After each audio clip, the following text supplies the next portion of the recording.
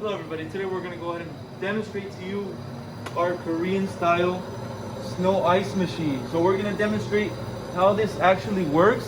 I'm going to go ahead and start off with water. I'm going to pour water in there inside the insert right here, and you'll be able to see how the ice shapes over here on the front. Okay, so let's go ahead and demonstrate that. Water in here.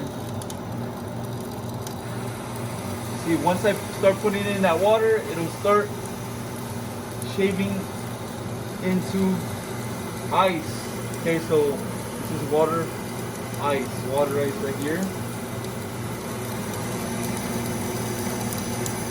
And then you can also control the speed to this. On the side we have a control for the speed. So if you want to go shave faster, you can do that, or if you want to go less speed, you can control it on the side.